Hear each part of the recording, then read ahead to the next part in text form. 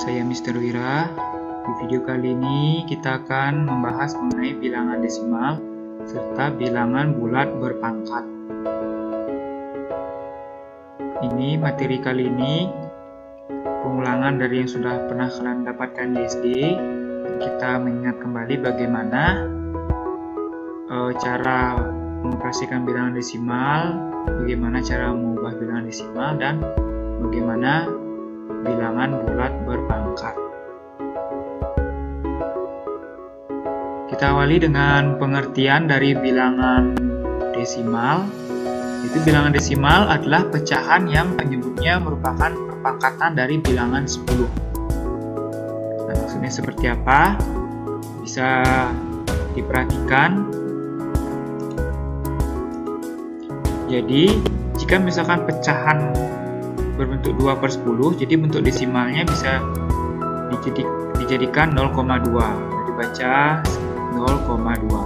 Jadi di bilangan desimal ada bagian bulat atau bagian bilangan bulat itu yaitu 0 di depan tanda koma, sedangkan bagian desimal itu di belakang tanda koma, itu 0,2. Berikutnya misalkan pecahan 127/100 diubah ke bentuk desimal, itu bisa menjadi 1,27. Jadi bagian bulat itu yang di depan koma itu 1 dan bagian desimalnya 0,27. Jadi begitu seterusnya, misalnya 2,813 itu bagian bulatnya 2 dan bagian desimalnya hanya 0,813. Jadi pembacaan bilangan desimal di belakang koma dibacakan per digit. Ini dibaca 1,27 bukan 1,27. Jadi dibacanya per digit angka. Nah, berikutnya bagaimana cara mengubah pecahan biasa menjadi bilangan desimal. Cara pertama bisa kalian gunakan dengan cara mengubah penyebutnya. Jadi, ubah pecahan biasa menjadi pecahan senilai dengan penyebutnya 10, 100, atau 1000 dan seterusnya. Jadi penyebutnya kelipatan 10. 10, 100, bukan kelipatan 10 ya, perpangkatan dari 10. Jadi berikutnya, tuliskan pecahan tersebut sebagai bilangan desimal. Nah, contohnya seperti ini. Jika 1/2 diubah menjadi bilangan desimal, itu bisa menjadi, nah 1/2 ini kita jadikan per 10 penyebutnya. Jadi sama-sama dikali 5 pembilangan penyebut, dan 1/2 menjadi 5/10. Dan akan menjadi 0,5. Jadi saat pecahan per 10, jadi ada satu angka di belakang koma, hanya satu angka. Dan ini pembilangnya 5, sehingga bentuk desimalnya itu 0,5.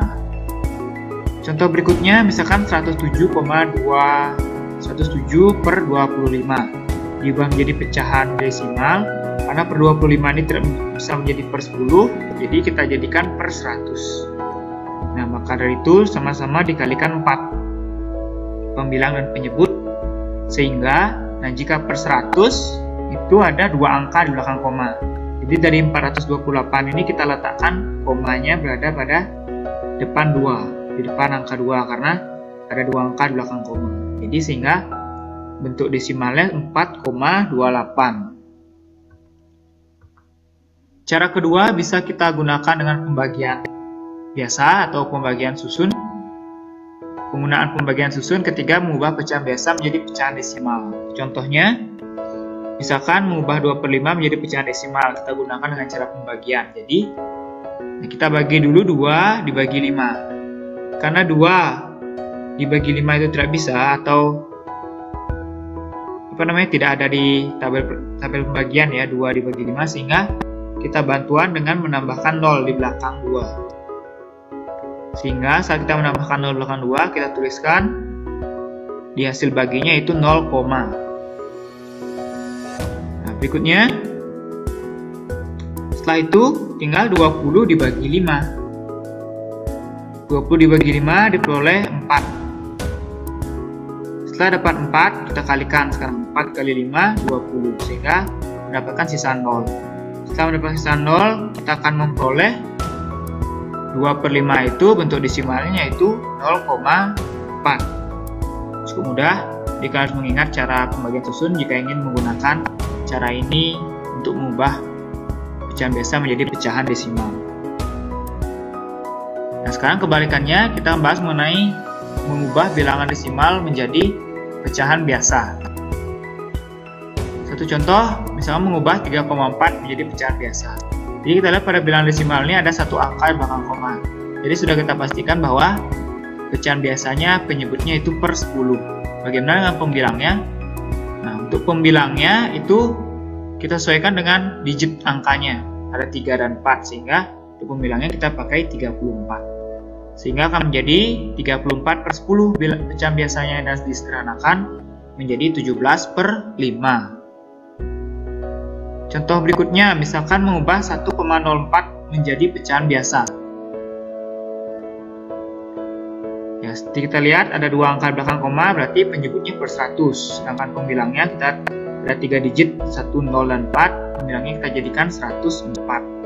Jadi pecahan biasanya 104 per 100. Atau disederhanakan lagi akan menjadi 26 per 25. Cukup mudah cara mengubah desimal ke pecahan biasa, tergantung dari berapa angka di belakang koma. Jadi kalau satu angka belakang koma jadi akan jadi per 10, dua angka belakang koma jadi per 100, 3 angka di belakang koma menjadi per 1000, dan begitu seterusnya. Nah, untuk berikutnya, gimana cara membandingkan bilangan desimal? Jadi cara pertama, langkah-langkahnya itu bandingkan bagian bulatnya atau bagian bilangan bulatnya.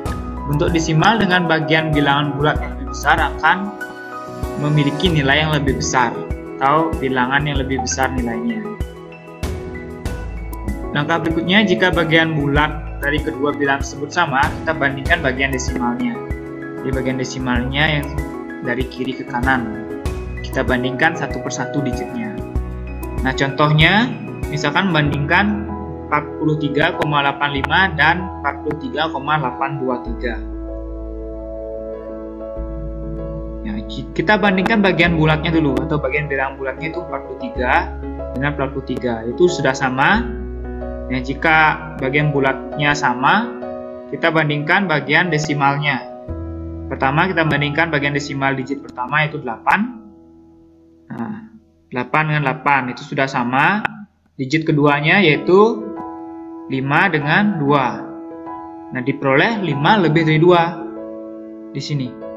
Di bagian kiri ini ternyata digit 5 ini lebih dari 2, sehingga kita bisa simpulkan bahwa 43,85 itu lebih dari 43,823. Semudah kita jadinya satu persatu dari kiri ya, dari bagian bulatnya dulu, lalu digit pertama dari bagian desimalnya, digit kedua, dan seterusnya. Kita bandingkan mana yang lebih besar atau mana yang lebih kecil. Selanjutnya kita bahas mengenai operasi hitung bilangan bulat. Maksud saya operasi hitung bilangan desimal ya. Nah, dimulai dari penjumlahan bilangan desimal. Bagaimana cara menjumlahkan bilangan desimal? Contoh misalkan seperti ini. Nah, kunci awal untuk penjumlahan bilangan desimal karena mensejajarkan komanya. Kita tuliskan dalam bentuk hitung susun atau penjumlahan susun, kalian harus sejajarkan komanya. Koma harus sejajar. Jadi ini cara penjumlahan desimal itu berbeda dengan cara penjumlahan bilangan asli, bilangan bulat. Jadi komanya harus disejajarkan. Setelah koma disejajarkan, nah untuk bantuan yang lain, tempat-tempat yang kosong seperti ini bisa kalian tambahkan 0. Jadi ini nggak akan berpengaruh, hanya akan memudahkan kalian nanti untuk menghitung. Jadi banyak digitnya sudah sama, ini akan memudahkan kalian untuk menghitung nantinya. Sehingga tinggal kalian tambah susun. Nah, jadi diperoleh seperti ini. Jadi letak komanya mesti sama, sejajar. Tinggal tambahkan saja per digitnya. Sehingga 1,234 ditambah 567,8 akan memperoleh hasil seperti ini, 569,034. Nah, sekarang kalian coba ini. Bagaimana? Apakah bisa kalian mengerjakan ini dengan cara yang sudah Mister contohkan? Kalian bisa coba sendiri. Kita lanjut ke pengurangan bilangan desimal. Nah, bisa berikan contoh menghitung pengurangan berikut. Jadi pengurangan bilangan desimal masih mirip dengan penjumlahan bilangan desimal. Langkah pertama harus sejajarkan tanda komanya dulu. Tanda komanya harus sejajar. Dan langkah berikutnya, tempat yang kosong ini isi dengan 0 untuk lebih memudahkan operasi hitungnya. Jadi langkah berikutnya tinggal kalian kurangkan per digitnya. Kurangkan per digitnya sehingga diperoleh hasil 5,565. Cukup mudah. Jadi silakan kalian coba soal berikut sendiri. Caranya sama sesuai contoh yang saya berikan ini. Jadi kalian sejajarkan dulu komanya dan kalian tentuan dengan digit yang kosong itu diberi 0. Berikutnya kita akan bahas mengenai perkalian bilangan desimal. Nah, untuk perkalian bilangan desimal ini akan mirip seperti perkalian biasa. Hanya ada aturan pada saat menempati atau pada saat kalian menaruh posisi komanya. Misalkan, nah menghitung ini kita kalikan dulu tanpa koma. Jadi kita kalikan komanya, kita hilangkan terlebih dahulu. Kita kalikan 123 kali 456. Jadi akan memperoleh hasil 56.088. Setelah itu, nah kita lihat pada bilangan 12,3 ada satu desimal atau satu angka di belakang koma.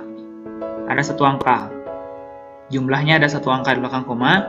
Berikutnya bilangan 4,56 ada dua angka di belakang koma. Jumlahnya ada dua angka belakang koma. Nah, sehingga jumlah desimalnya semua itu ada 3 angka. Jumlah angka belakang koma itu ada 3 angka di belakang koma. Sehingga kesimpulannya dari hasil perkalian ini 56.088 kita letakkan komanya di depan 0 karena ini jumlah desimalnya itu ada 3 angka di belakang koma. Jadi kita hitung dari belakang 1, 2, 3 sehingga letak komanya di sebelah sini. Jadi dapat disimpulkan 12,3 kali 4,56 itu 56,088. Jadi konsepnya masih mirip dengan perkalian biasa, saja ada aturan dalam meletakkan komanya. Berikutnya pembagian bilangan desimal. Jadi cara pembagian bilangan desimal bisa kita lakukan dengan mengubah bilangan desimal menjadi pecahan biasa. Ini salah satu cara pembagian bilangan desimal yang cukup efektif. Setelah kalian mempelajari bilangan pecahan, lalu kita terapkan cara pembagian bilangan pecahan. Contohnya seperti ini, misalkan tentukan hasil dari 2,5 dibagi 12,5. Yang pertama, 2,5 kita ubah menjadi pecahan. Nah, sebelumnya kita sudah belajar mengubah desimal ke pecahan, jadi diperoleh 5/2 bentuk sederhananya, dan 12,5 diubah ke bentuk pecahan, diperoleh 25/2. Setelah itu kita terapkan pembagian bilangan pecahan, sehingga 2,5 dibagi 12,5, ini ada kesalahan ketik, sehingga 5/2 dibagi 25/2. Setelah itu jadikan perkalian yang dibalik, 25/2 nya dibalik menjadi 2/25, sehingga diperoleh hasil akhir 1/5. Setelah diperoleh hasil 1/5, kita ubah menjadi bentuk desimal, yaitu bentuk desimalnya 0,2. Nah, berikutnya kita lanjutkan ke bilangan bulat berpangkat. Jadi untuk konsep bilangan bulat berpangkat itu, yaitu perpangkatan suatu bilangan adalah perkalian berulang dengan bilangan yang sama. Jadi dikalikan berulang sesuai dengan banyak pangkatnya. Contoh 2 pangkat 3 itu artinya 2 kali 2 kali 2, jadi sebanyak 3 kali perkaliannya. Jadi itu sama dengan 8. 5 pangkat 2 juga seperti itu, 5 kali 5, 8 pangkat 4, 8 kali 8 kali 8 kali 8. Berikutnya, jika berbentuk pecahan juga sama, 2/3 pangkat 3 itu artinya 2/3 kali 2/3 kali 2/3. Dan kalau bentuk negatif, negatif 3 pangkat 2 itu artinya negatif 3 kali negatif 3 dan akan menghasilkan positif. Jadi untuk konsep perpangkatan sudah jelas. Jadi pangkat di sini artinya banyak perkalian berulangnya. Misalkan contoh kita bisa berikan contoh operasi hitungnya yang ada perpangkatan. Jadi pada saat di operasi hitung, jika ada bilangan berpangkat, dahulukan bilangan berpangkat tersebut terlebih dahulu untuk dicari hasilnya. Baru setelah itu pakai aturan operasi hitung yang bilangan bulat seperti biasa. Nah, misalnya contoh ini, jadi 2 pangkat 4 nih kita pangkatkan terlebih dahulu dan cari hasilnya, yaitu hasilnya 16. Jadi 5 dan 3 ini tetap. Jadi hanya ini yang kita cari hasilnya terlebih dahulu. Setelah ini kita bisa terapkan aturan operasi hitung, yaitu kerjakan perkalian terlebih dahulu. 16 kali 3 yaitu 48, 5-nya tetap. Setelah itu kalian jumlahkan menjadi 53. Contoh kedua, misalkan ada operasi hitung dengan perpangkatan. Nah, jadi ini ada 2 perpangkatan. Kita pangkatkan terlebih dahulu, 8 pangkat 2 dan negatif 2 pangkat 3. Dan diperoleh hasilnya seperti ini. Jadi 1 ini tetap ya, dianya ini yang berubah perpangkatannya 64 dan menjadi negatif 8. Nah, setelah ini karena sama-sama kuat pengurangan, jadi kita kerjakan dari kiri. Ya, jadi 64 dikurangi 1 ditambah 8 menghasilkan 71. Saya rasa sudah jelas untuk pembahasan kali ini. Semoga kalian paham dan mengerti dan bisa kalian terapkan di soal-soal mengenai bilangan desimal agar kalian bisa lebih memantapkan pemahaman kalian. Jika ada yang ingin ditanyakan, bisa tanyakan langsung ke Mister. Dan sekian untuk penjelasan Mister di video kali ini. Sampai jumpa di video berikutnya.